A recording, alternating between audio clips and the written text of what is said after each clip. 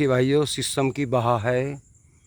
यहाँ छेल नहीं है बहुत कम है, क्योंकि शीशम का पेड़ ज़्यादा छेल नहीं करता और ये ज़मीन को उपजाऊ बनाता है। इसके बहुत बारीक पत्ते होते हैं और फली होती है, ये सब गल जाती है। फली में कोई बीज नहीं बनता, कोई पेड़ नहीं होता और ना ये नमी ज़्यादा सोखता पेड़। अब देखिए यहाँ पेड़ खड़ा है, गन्ना भी सही खड़ा है, तो इसलिए आप शीशम का पेड़ 10 मीटर पर लगा दीजिए और उसकी झंगाई करिए, सीधा चलने दो, ऐसा ना रखो एंडे बेंडे। तो बहुत कीमत का बिकता है भाइयों, ये नुकसान नहीं देता, किसान के लिए बहुत फ़ायदेमंद है। हाँ, अगर आपका बाग है तो उसके चारों तरफ बाहा लगा सकते हैं इस तरह की। ये आम का बाग है, यहाँ कोई छेल नहीं होगी। एक तो बाउंड्री बन गई हमारी और सेफ्टी भी है बाग की, तो यहाँ बाहा लगा सकते हैं किसी भी तरह की। ये देखिए, कहीं घुसने की जगह नहीं है, यहाँ बिल्कुल सही चलेगी।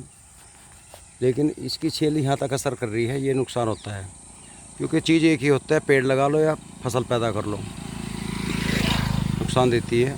लेकिन जैसे ये शीशम का पेड़ अकेला, एक कक पेड़ लगाइए आप दूरी दूरी पे, तो उसके चारों तरफ धूप घूमती है, इसलिए वो फसल पे ज़्यादा असर नहीं करता। जहाँ एक धौर से पेड़ ही पेड़ होंगे वहाँ फसल नहीं हो पाएगी। अब आप देखिए, यहाँ कोई पेड़ नहीं है, गन्ना बिल्कुल फर्स्ट क्लास खड़ा है, कोई पेड़ छोटा नहीं है। तो इसलिए पेड़ रखिए, मैं मना नहीं करता, लगाइए भी। जहाँ पार्क हो, सड़क के किनारे हो, और बीच में लगाने हैं तो बीच में भी लगाइए चक्के, क्योंकि भाई गर्मी में बैठने के लिए जगह चाहिए।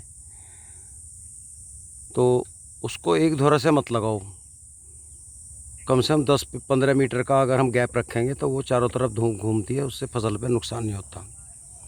और जब हम 2-2 मीटर पे लगा देते हैं ना, 4-4 मीटर पे, जब बड़े होते हैं ना, वहाँ कुछ होता ही नहीं आसपास में। तो भाइयों, इस बात का ध्यान रखिए, अपना ही नुकसान है।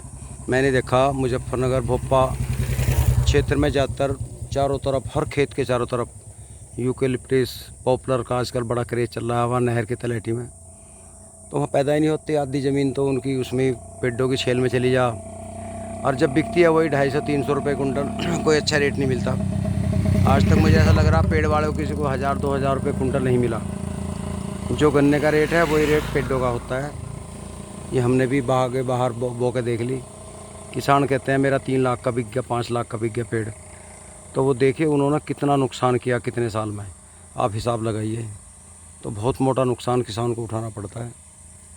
या तो सारे चक में बाहर लगा दो पेड़ों की बहा, या फिर अपनी फसल ही कर लो, एक ही काम होता है। क्योंकि हम जगह छोड़ नहीं पाते, पेड़ों से मिला कर बोते हैं, फिर वो होते नहीं वहाँ। कम से कम 15-20 मीटर चौड़ाई जो है, जो उसकी छेल में रह जाती है।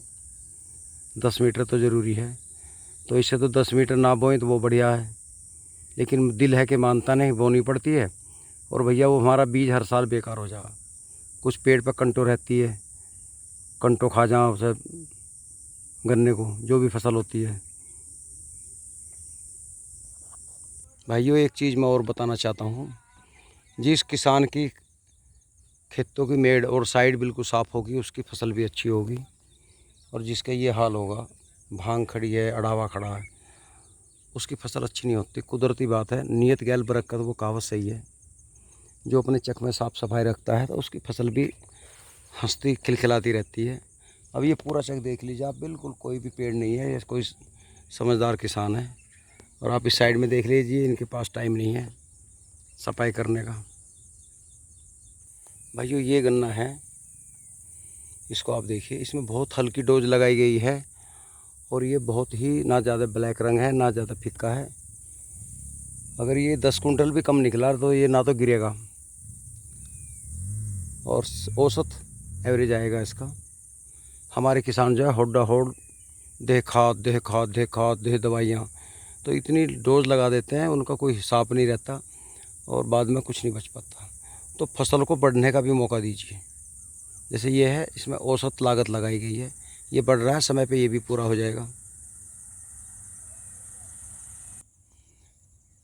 भैया, ये खेत बन चुका है और ये नाउम्मीद है ये गेहूँ का ईख है। इसमें मेरे ख्याल में किसान ने खुरपी निकाल लिया। देखो कितना घास पड़ा बाहर, मेहनत हिसाब से ज़्यादा की। अगर ये घास फूकने की एक स्प्रे कर देते तो शायद इतनी दही न टूटती इनकी, और ये गन्ना बहुत बढ़िया होता। क्योंकि अब वो ज़माना नहीं रहा कि आप खुरपी लिए मरे रहो। घास निकालने के चक्कर में इनका खेत ये हल्का रह गया, पीला है देखो। अब ये इसमें डोज लगाएंगे, फिर मोथा शुरू हो गया। घास ना कभी ख़त्म हुई ना होगी। अब ये देख लो कितना घसीट इन्होंने, कई बुग्गी घास बाहर निकाल दी। कितनी मेहनत की इन लोगों ने, एक आदमी का काम नहीं, कई लोग मंडे होंगे इसमें। तो ऐसे खेत में तो बहुत दवाइयाँ हैं। अगर आप नहीं जानते तो घास के 4 पेड़ ले जाओ पाट गए, और ये जो दवाइयाँ बेचते हैं इनको इतना अनुभव होता है, वो घास के पेड़ को देख के बता देंगे कौन सी दवाई पड़नी चाहिए। एक स्प्रे कर दो और उसके बाद में अपना हफ्ते 10 दिन बाद में अपना खाद वगैरह लगा दो, तो ये फसल कम से कम 1 फुट और ऊपर ऊंची बढ़ जाती है और ब्यात बहुत निकलता है इसमें। इसमें किसान ने अपना ही नुकसान किया, घास निकालने के चक्कर में लगा रहा। भाइयों ये गन्ना भी गेहूँ का है। घास इतनी ज़बरदस्त है कि इसने इसका ब्यात भी रोक लिया, और जो भी किसान ने खाद डाला वो सब घास पी गई। इसमें किसान को बहुत मोटा नुकसान रहेगा, क्योंकि लग रहा है ना तो इसमें जुताई हो पाई समय पे, ना खुदाई हो पाई। घास ही घास है, और ये घास भादवे में जाके, मतलब ये लगा लो अक्टूबर में जाके, अगस्त के लास्ट में, अक्टूबर में सूखेगी। जब भादवे की गर्मी पड़ती है तब तक ये ईख बहुत कमज़ोर हो जाएगी, बहुत नुकसान रहेगा किसान को। अब भी मौका है, घास कम है इसमें, ज़्यादा भी तो नहीं, 50% भी अगर घास ख़त्म हो गया तो किसान को लाभ रहेगा। एक स्प्रे कर दे। क्या क्या दवाई करनी है वो दुकानदार से पूछ ले। यहाँ दोराले में हरियाणा बीज वाले हैं, बीज भंडार लावड़ रोड पे, और भी कई हैं, उनसे जाकर संपर्क कर लें। क्योंकि मैं जहाँ वीडियो बना रहा हूँ वो क्षेत्र की दुकान है, तो किसान को लाभ रहेगा। वरना एवरेज कम से कम 20 कुंटल प्रति बीघा घटेगा इसका। भाइयों ये भी गेहूँ की ईख है। ये वो किसान है जिन्हें खेती करनी आती है। गेहूँ की फसल जितनी लेट होगी उतना ही अगली फसल को नुकसान होगा। अगर गेहूँ काटने में 10 दिन लेट हो गया तो समझ लो अगली फसल गई।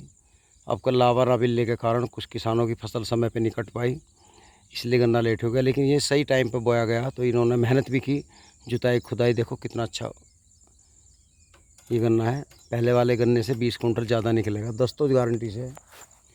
ये देखिए संदीप दोराला की पेड्डी है। ये वे लोग हैं जो खेती करना जानते हैं, इन्हें पता है समय पर क्या चीज़ डालनी है। तो ये पेड्डी हो या पौधा हो, सही एवरेज ले लेते हैं हर साल। एक आदमी में कॉन्फिडेंस हो जाता है अपनी फसल की पैदावार लेने का कि मेरा एवरेज अब का इतना होगा। वो ही दवाई डालते हैं जो उन्हें ज़रूरत पड़ती है। ये भी भाइयों गेहूँ का गन्ना है, हो जाएगा, क्योंकि फसल की शक्ल बता देती है। और फसल को देखकर ये भी अंदाज़ा लग जाता है इसका किसान कितना मेहनत कर रहा है, नहीं कर रहा है, आलसी है या एक्टिव है। ये देखिए पेड्डी है, जड़ से कटी हुई, फंसी खड़ी है, एक दौरे से बंद भी गई। और इनकी हर साल बनती है, क्योंकि इन्हें पता है किस तरह से पैदावार लेनी है। कुछ किसान गन्ना बो देते हैं एक दूसरे को देखकर, वो पैदावार नहीं ले पाते, बाद में पछताते हैं। तो वो कोई भी फसल हो वही किसान बोए जिसको तजुर्बा है, बिना तजुर्बे नहीं बोना चाहिए। क्योंकि गन्ने की फसल 2 साल के लिए तो खेत घिर जाता है। अगर दोनों साल भी सही एवरेज नहीं आया तो क्या फ़ायदा रहा किसान को। तो दोस्तों आज की वीडियो में इतना ही काफ़ी है। भाइयों ये खेत और दिखाता हूँ मैं आपको। ये पट्टी तो गेहूं की है, कितनी शानदार खड़ी है। और ये भाइयों फागण का गन्ना बिल्कुल फंसा खड़ा। ये सोदान सिंह है, हमारे परिवार के ही हैं, उनका है, बहुत मेहनती हैं उन्होंने, उनका है ये। देखो एवरेज तो ऐसे किसान लेते हैं, समय पे खुदाई जुताई खाद दवाई पानी। जब ऐसी फसल होगी तो आदमी लॉस में नहीं रहता। वरना कुछ लोग खेती कर रहे हैं उसमें अढ़ावे खड़े, धूल, मतलब घसीट हो रहे हैं, पानी नहीं। वे उनकी तो खेती हो रही है, कर नहीं रहे वे, क्योंकि करने में और होने में बहुत अंतर है। होने का मतलब तो यह है देखा देख चल रहा भाई, और दूसरे ने खाद गिर दिया मैं भी गिर दूँ, चल आज नहीं कल को गिरूँगा। उसने फसल बो दी और हम भी बोलें। एक ने 10 जुताई करी, चल कोई ज़रूरत नहीं, ऐसी खोड़ पाड़ के बो दो, जुताई की ज़रूरत ना हो। अब जब आदमी खेत को नहीं कमाएगा तो उसका होगा क्या।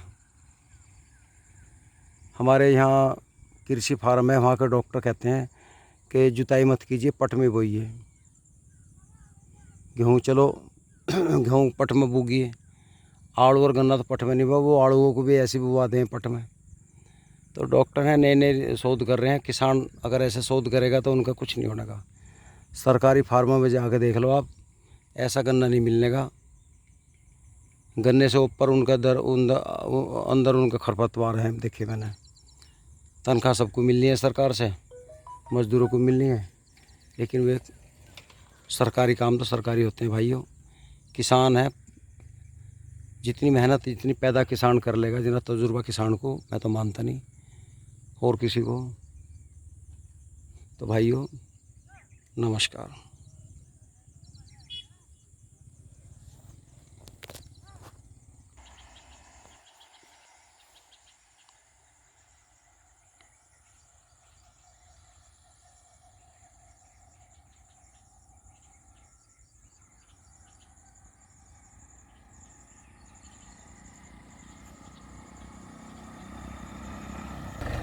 भाइयों ये हमने बेचा था, प्रधान ने लिया गांव में।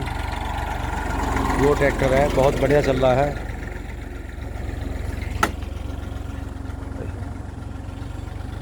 अभी 8 दिन पहले बेचा था हमने।